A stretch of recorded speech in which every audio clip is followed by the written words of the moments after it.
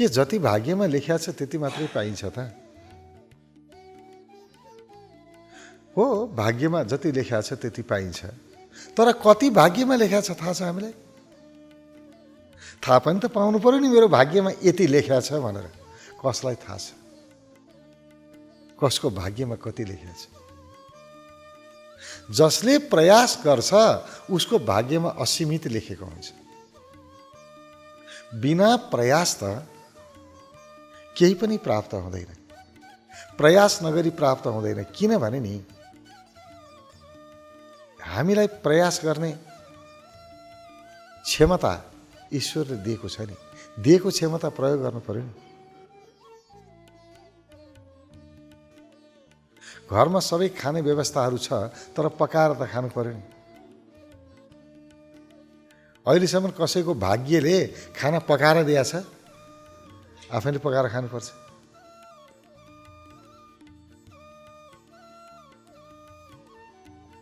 भाग्यको भरोसा त्यतिखेर गर्दाखेरि सहज हुन्छ जतिखेर प्रयास मेरा सकिए, मैले जे गर्नु थियो पुरा 100% गरेँ, त्यसपछि जे परिणाम आयो त्यसलाई चाहिँ स्वीकार गर्नुपर्छ। यो बेलामा चाहिँ मेरो भाग्यमा यति थियो, यति पाएँ, ढुक्क हुन्छ मन, केही चिन्ता छैन। भाग्यको आड लिँदाखेरि, भाग्यको भरोसा गर्दा फाइदा के हुन्छ भने मन असन्तुष्ट हुँदैन। यति थियो त यति पाएँ भइहाल्यो नि, चित्त बुझाउँछ मान्छेले। अब भाग्यवादी छैन भने चाहिँ फेरि असन्तुष्ट हुन थाल्छ परिणामप्रति। त्यसकारण मानिसले त्यो एउटा सन्तोषको लागि भाग्यको सहारा लिए, तर भाग्यबाट केही हुने होइन। भाग्य बनाउने नै हामीले हो नि। भाग्य अरूले बनाइदिने भए पो अनि यति भाग्यमा रहेछ, यति मैले पाएँ भनेर भन्नु। भाग्य बनाउने नै आफूले हो। अनि भाग्यको निर्माता व्यक्ति स्वयं हो। कुनै भावीले आएर भाग्य लेखिदिने होइन। कुनै भगवानले भाग्य लेख्ने हुँदै होइन। भाग्य लेख्ने स्वतन्त्रता स्वयं व्यक्तिलाई दिएको छ ईश्वरले। हाम्रो कर्म नै हाम्रो भाग्य हो। हामी जे काम गर्छौं परिणाम त्यसैको आउँछ। कर्मफल अकाट्य हुन्छ। काम गरेपछि त परिणाम त आउँछ। आगोमा हात हालेपछि त पोल्छ। मैले आगोमा हात हाल्ने कर्म गरेँ, अब मेरो भाग्यमा जेसुकै लेखा भए पनि पोल्दैन र। आगोमा हात हाल्ने अनि मेरो भाग्यमा लेखा छैन होला, पोल्दैन होला भनेर हुन्छ र? पोलिहाल्छ।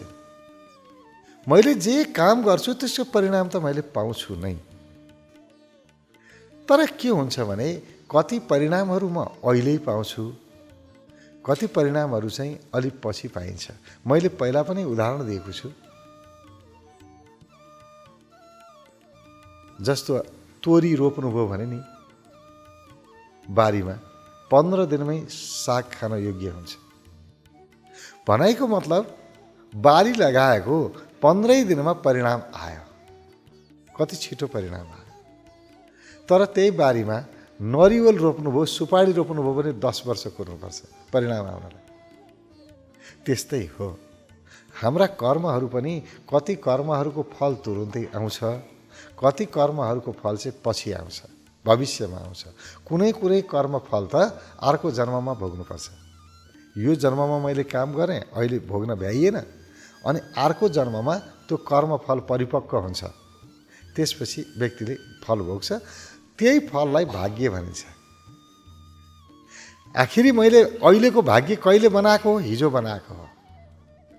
हिजोको कर्मको फल आज भोगिराखेको छु, आजको कर्मको फल भोलि भोग्छु। मान्छेले आज कमाएर आजै खान्छ र? हिजो कमाएको सम्पत्ति आज खाइराखेको छ। आज सम्पत्ति कमायो भने भोलि खान्छ। हाम्रो भोलिको भाग्य आजको कर्म हो। यो निश्चित रूपमा बुझौँ। त्यसकारण भाग्य हो पनि होइन पनि। अब होइन भनौँ भने हो भाग्य, किनभने हिजोको कर्मफल आज आयो, त्यही कर्मफल भाग्य हो। अब भाग्य हो भनौँ भने भाग्य अरूले बनाएको होइन, मेरो कर्मले बनाएको। त्यसकारण भाग्य राम्रो बनाउनु छ, कर्म राम्रो बनाऊ। आफ्नो कर्मलाई राम्रो बनायो कि भाग्य राम्रो बन्यो भन्यो। कर्म शुभ होस्, कर्म सर्वहिताय होस्। मैले सबैको हित हुने कर्म गरेँ भने सबैले पनि मेरो हित हुने कर्म गर्छ। म जस्तो गर्छु परिणाम त्यही आउँछ, अर्को परिणाम आउँदैन। मैले नगरेको कर्मको फल कहिल्यै भोग्नु पर्दैन।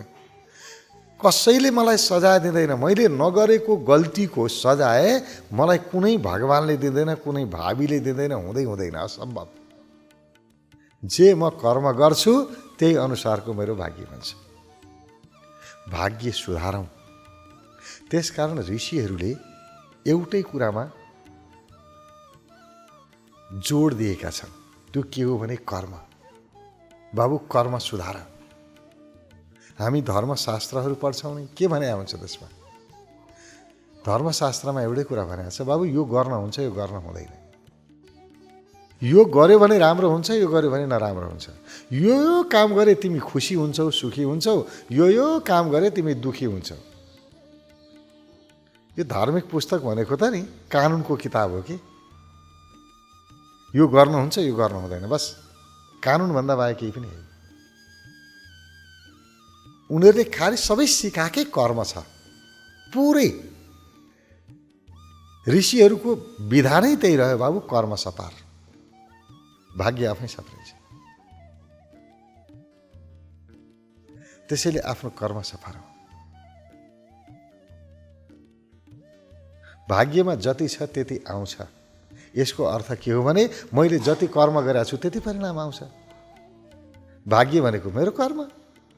जति काम गरेँ त्यति फल आउँछ। अलिकति काम गरेर धेरै त कहाँ आउँछ त नि? एउटा काम गरेर अर्को त कहाँ आउँछ त? कोदो रोपेर धान त कहाँ फल्छ त नि? कोदो रोपे कोदो फल्छ, धान रोपे धान फल्छ। मैले के रोपेँ त्यही आउने हो। त्यसकारण भाग्यमा जति छ त्यति आउँछ भन्नुको अर्थ मैले जति कर्म गरेको छु त्यति आउँछ भन्नु हो। जस्तो काम गरेको छु मैले त्यही परिणाम आउँछ भन्नु।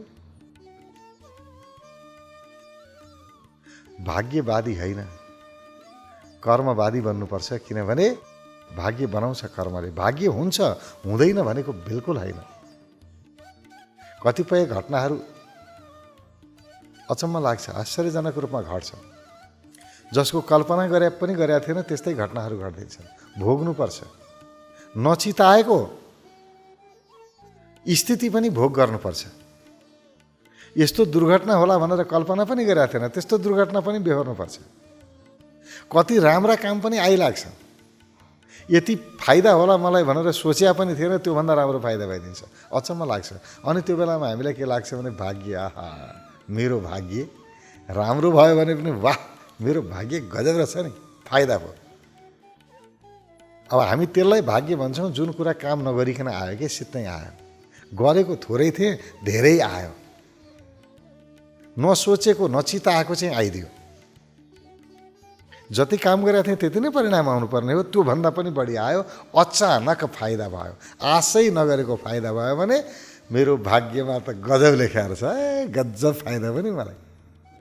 अनि त्यस्तै आशै नगरेको दुर्घटना पर्यो, नराम्रो भयो भने मेरो पुरपुरोमा कस्तो नराम्रो लेखाएर छ, मैले त दुःख पाएँ, नराम्रो रहेछ, मेरो भाग्य बिग्रिया रहेछ। हामीलाई त्यस्तै लाग्छ। तर त्यो भाग्य त छ। तर त्यो भाग्य कसले बनाएको? मैले बनाएको। बिर्सेँ के मैले पहिला गरेको कर्म बिर्सेँ, याद छैन मलाई। विगतमा के गरियो याद भएन। त्यो कर्म फल अहिले परिपक्व भयो, आयो। यो जन्मको त हामी कति कुराहरू बिर्सिसक्छौँ, पहिला गरेका कुरो याद हुँदैन। कहिलेकाहीँ हुन्छ नि, कहीँ लगेर पैसा राख्यो, धेरै मान्छे हुन्छन् बिर्सिने बानी हुन्छ। पैसा लैजान्छन् कुनै ठाउँमा दराजमा, कतै कपडाको अन्तरकुन्तरमा पैसा राखे अनि बिर्सिए। पैसा थियो राखेँ भन्ने कुरा पनि बिर्स्यो, थाहै छैन। अनि कुनै दिन कपडा सपडा मिलाउँदाखेरि आफूले राखेको पैसा सट्टै भेट्टायो। त्यो बेलामा सित्तै पैसा आयो, कस्तो अचम्म। खाँचो पनि थियो, जरुरी पनि थियो पैसाको, ठ्याक्कै पैसा आयो। अनि उसले भन्छ बाबा मेरो भाग्य त गजब रहेछ। अब उसको भाग्य होइन, कसैले बनाएको भाग्य होइन, उसले आफूले राखेको थियो, पायो, बिर्स्या थियो नि त। बिर्सेको कुरा झ्याप्पै पाएपछि चाहिँ अचम्म लाग्छ, आश्चर्य लाग्छ। आहा भाग्यले दियो है आज पैसा, सित्तै आयो। बिर्सेको कुरा पायो कि सित्तै आयो। आफ्नै कुरा पनि राखे आफैले हो, सम्पत्ति आफ्नै हो, तर राखेको छु भन्ने थाहा थिएन नि, झ्याप्पै आयो, त्यसलाई हामी भाग्य भन्छ। गरेको आफ्नै कर्मफल हो। अहिले जे फल आयो त्यो कुनै अरूले दिएको फल होइन, आफैले पहिला गरेको कर्म, राम्रो कर्म गरेको थियो, त्यसको फल परिपक्व भएको थियो, अहिले झ्याप्पै आयो। अब त्यसलाई हामी आहा भाग्य त गजब रहेछ मेरो, आज खुब आयो। बिर्सेको, आफूले गरेको कर्म बिर्सेको। यो जन्मको त हामीलाई कति कर्म थाहा हुँदैन, पूर्व जन्मको त के थाहा हुनु र। तर कर्मफल पूर्व जन्मबाट पनि आउँछ। पहिला पनि गरेको कर्मको फल अहिले भोग्नुपर्छ, 100% भोग्नुपर्छ। त्यसको उदाहरण हामीले आफैले भोगेका छौँ। थाहा पाउन सकिन्छ कि अहिले त विज्ञान छ, अहिले धेरै ठाउँमा यो पूर्वजन्म विज्ञान अथवा पास्ट लाइफ हेर्ने परम्परा छ। धेरै ठाउँमा देखिन्छ पूर्वजन्म हेर्न सकिन्छ, आफ्नै पूर्वजन्म। अहिले कुनै घटना घटेको छ अथवा अहिले केही समस्या छ शरीरमा या मनमा, केही समस्या छ भने पूर्वजन्ममा गएपछि थाहा हुन्छ त्यो समस्याको कारण के रहेछ। पूर्वजन्ममा घटेका घटनाहरूको कारणले आजको स्थिति बनाएर रहेछ भन्ने स्पष्ट हुन्छ। व्यक्ति पूर्वजन्ममा जान सक्छ। हामी यहीँ जान्छौँ, सतविज्ञान कार्यक्रममा हामी पूर्वजन्ममा जान्छौँ। धेरै मान्छे जानुभएको छ, आफ्नो पूर्वजन्म हेरेर आउनुभयो र त्यसको कारणले आज यो समस्या रहेछ थाहा पाउनुभयो। फेरि थाहा पायो कि समाधान हुन्छ। जस्तो एउटा घटना छ, अब पाता दुख्थ्यो, थाहा पाएदेखि दुखिरहने, यस्तो पाता दुख्थ्यो। अब डक्टरकोमा गयो, एक्सरे गराएर हेऱ्यो, कुनै समस्या छैन, रोग केही पनि छैन, तर आफूलाई चाहिँ दुखिरहेको छ। कति उपचार गर्यो बिचरा ठिक भएन। अब छाम्दा दुख्दैन, यसरी जे गरे पनि दुख्दैन, तर त्यत्तिकै छोड्दियो दुखिया जस्तो अनुभव हुन्छ, दुखिरहेको जस्तो लाग्छ। अब छाम्यो, घोच्ने ओर्ने केही पनि छैन, यसो गर्यो उसो गर्यो, हिर्कायो, केही गरे पनि दुख्दैन। काहीँ दुख्ने भइदियो अब त यसरी थिच्दा त दुख्नु पर्थ्यो, दुख्दैन। तर चुप लागेर बस्यो, दुखिरहन्छ। सधैँ त्यस्तै छ, कति उपचार गर्यो ठिक भएन। त्यसपछि उहाँ सतविज्ञानमा आउनुभयो, सतविज्ञान कार्यक्रम गर्नुभयो। त्यसमा उहाँ पास्ट लाइफमा जानुभयो, पूर्वजन्ममा जानुभयो।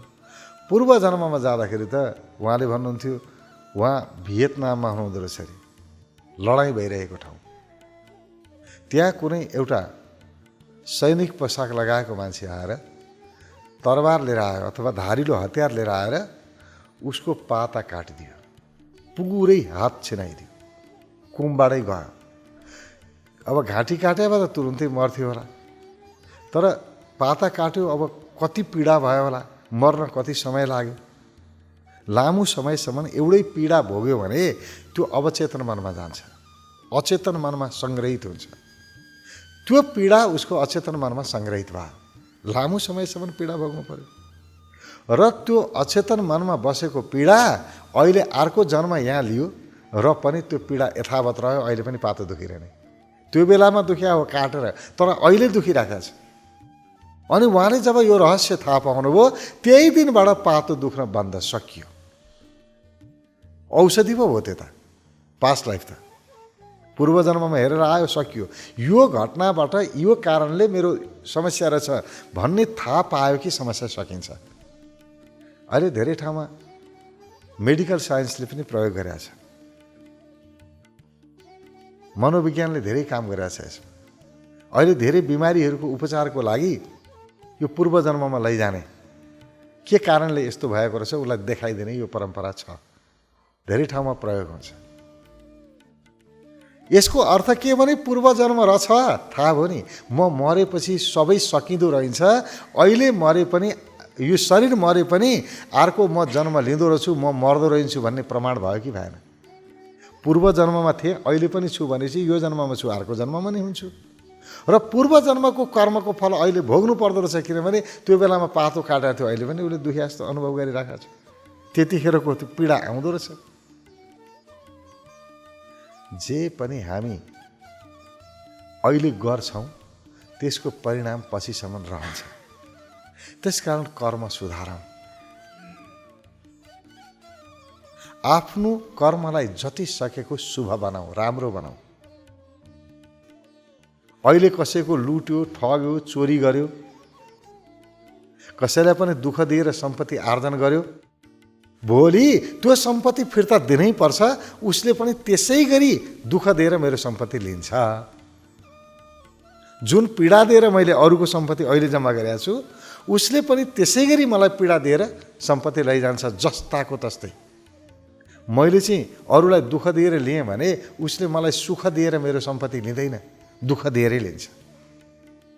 म जे गर्छु त्यही परिणाम आउँछ। त्यसकारण कसैलाई नराम्रो नगरौँ, कसैलाई दुःख दिएर अतिरिक्त आर्जन नगरौँ। सुख सबैले खोजेको हुन्छन्। मैले पनि सुख चाहेको छु, अर्कोले पनि सुख चाहेको छ। सुख नचाहने को होला, शान्ति नचाहने को होला, आनन्द नचाहने को होला, सबैले चाहेको छ। त्यसकारणले मैले सुख चाहँदाखेरि एउटा कुरा याद गरौँ कि मेरो सुखमा कसैको पीडा नहोस्। म खुसी हौँ, सुखी हौँ, ठिक छ, तर मेरो सुख, मेरो खुसी कसैको पीडामा आधारित नहोस्, कसैको दुःखमा आधारित नहोस्। अरूलाई रत्ती पनि केही पनि दुःख नदिकन सुख पाउन सकिन्छ कि सकिँदैन, त्यसको चाहिँ खोजी गरौँ। कसैलाई दुःख नदिकन सुख पाउने उपाय खोजौँ। अझ सबभन्दा राम्रो त के हो भने सबैलाई सुख दिएर चाहिँ आउने सुख खोजौँ। अरूलाई सुख दिएर अनि मलाई सुख आयो भने यही सुख त वैकुण्ठ हो नि। यहाँ कुण्ठा हुँदैन, कुण्ठा रहित अवस्था वैकुण्ठ। अरूलाई मैले सुख दिएँ अनि सुख आयो, यो सुख चाहिँ खोज्नुपर्छ। यो सुख पाउन सकिएन भने पनि मेरो खुसीमा, मेरो सुखमा अरूको पीडा चाहिँ हुनुहुन्न, अरूको आँसु हुनुहुन्न। त्यति ख्याल गरे पुग्छ। र अरूलाई सुख दिएर आएको सुख विषयबाट आउने सुखहरू भन्दा, अरू विषयबाट आउने भन्दा हजारौं गुणा प्रभावशाली हुन्छ। मेरो कारणले अरू मान्छे खुसी छन् भन्ने बित्तिकै त्यसै खुसी आउँछ के? खुसी कमाइ गर्नै पर्दैन। मैले अरूलाई खुसी बनाएँ र मलाई के थाहा भयो भन्दाखेरि मेरो कारणले त्यो मान्छे खुसी भएको छ, भाइ हाँसिराखेको छ। यति अनुभव हुने बित्तिकै हाम्रो मनमा यति ठुलो प्रसन्नता आउँछ, जुन प्रसन्नताको हामी जन्म जन्म प्रतीक्षा गरिरहेका छौँ। त्यो प्रसन्नता अरूको खुसीमा छ। अरूलाई सुख दिन सुरु गरौँ, खुसी बनाउन सुरु गरौँ, अरू व्यक्तिलाई हँसाउन सुरु गरौँ। त्यसबाट जुन सुख आउँछ, जुन भाग्य भन्छ नि, त्यसको कुरै छोड्दिनुहोस्। त्यो भाग्य चाहिँ भाग्य हो र त्यो भाग्य आफूले बनाउनु पर्छ। जसले अरूलाई सुख दिन सुरु गर्यो, खुसी बनाउन सुरु गर्यो, अरूलाई हँसाउन सुरु गर्यो, उसको भाग्य बन्न सुरु गर्यो। अब सुन्दर भाग्य बन्छ उसको। जसले अरूलाई दुःख दिन सुरु गर्छ, दुःख दिएर आर्जन गर्न थाल्छ, अरूलाई दुःख दिएर आफू खुसी हुने प्रयत्न गर्छ, उसको पनि भाग्य त बन्छ, तर उसको भाग्य नर्क भोग्ने बन्छ। जसले अरूलाई सुख दिन्छ उसको स्वर्ग भोग्ने भाग्य बन्छ। भाग्य बनाउने आफैले हो, अरूले होइन।